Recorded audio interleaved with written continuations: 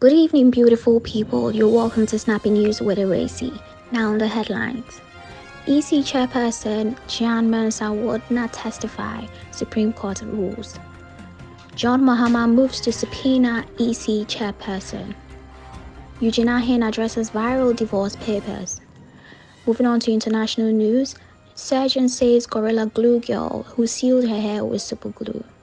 Now let's get into the news.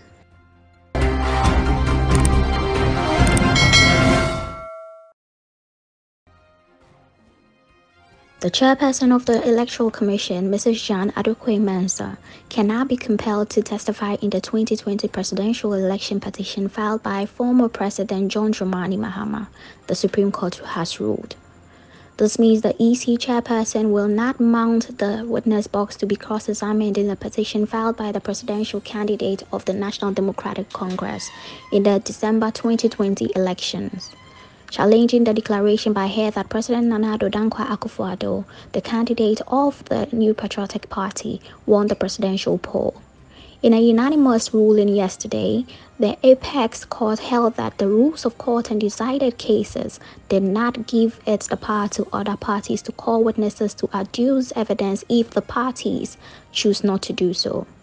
The law is therefore settled that a party will not be compelled to enter the witness box and testify in support of his or her own case, the court held. The court accordingly overruled an objection by the lawyer for the petitioner, Mr. Chachuchi Kata, challenging the decision by the respondents not to call any witness.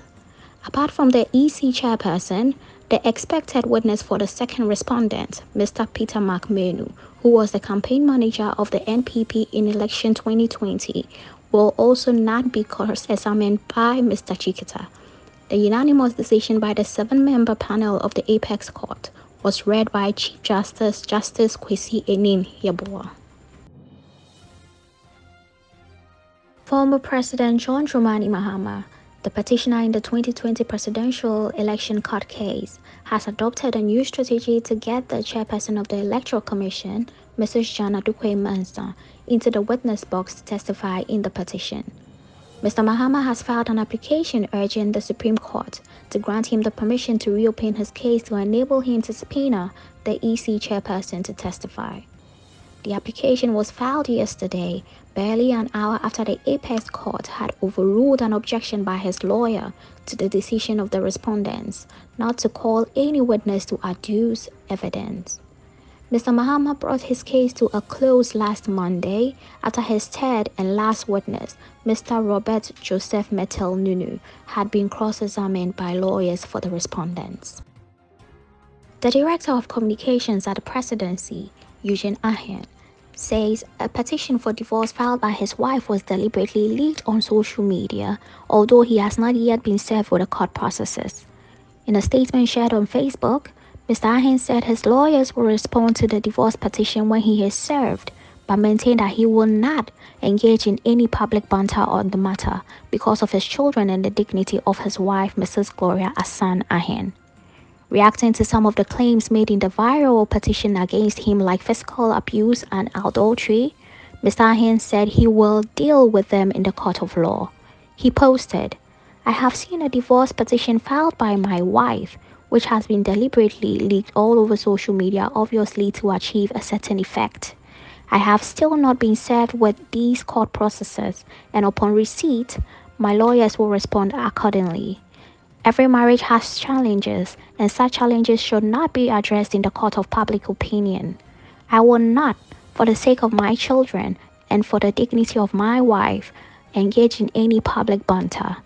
Inasmuch as many of the claims leveled against me are baseless and untrue, especially with respect to properties and physical abuse, I will hold my peace and deal with them in the court of law." Now moving on to a somewhat funny but worrisome news on the international front. An American lady called Tesca Brown learned her lesson the hard way this month after she used a spray can of Gorilla Glue on her hair and found herself stuck quite literally with a single hairstyle for over a month. Brown described the initial superglue disaster in a super viral TikTok video, then spent a week documenting her efforts to wash out the glue before a surgeon finally did it for her on Wednesday. The sticky saga dates back to early February when Brown first posted a TikTok video describing her unfortunate situation at Land. In the video, the 40-year-old, who is from Louisiana, explained that she ran out of got-to-be glue spray in the middle of doing her hair. Brown says she tried to improvise by using a can of Gorilla Spray adhesive to finish the job. The glue also hardened up her long ponytail. Tusker Brown chopped off her ponytail and announced on Instagram that she was catching a flight to Los Angeles to get help with her scalp. Dr. Michael O'Bain, a Ghanaian-American surgeon, removed the glue during a 4-hour surgery in Los Angeles on Wednesday. The plastic surgeon reportedly did the surgery for free and used a combination of medical-grade adhesive remover, aloe vera, olive oil, and acetone to dissolve the glue.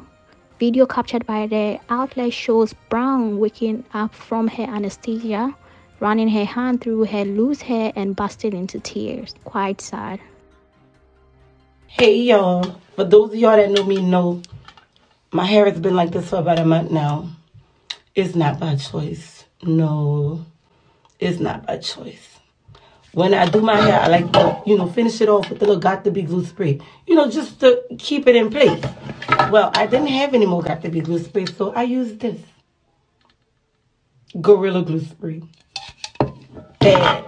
Bad idea. Y'all, look. My hair, it don't move. You hear what I'm telling you? It don't move. I've washed my hair 15 times. And it don't move. Stiff wear.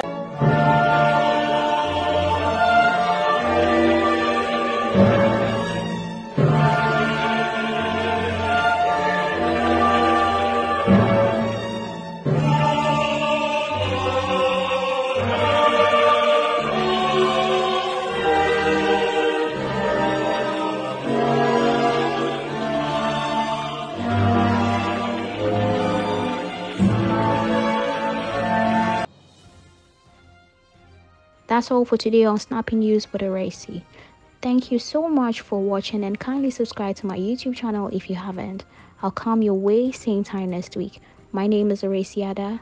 Enjoy your evening.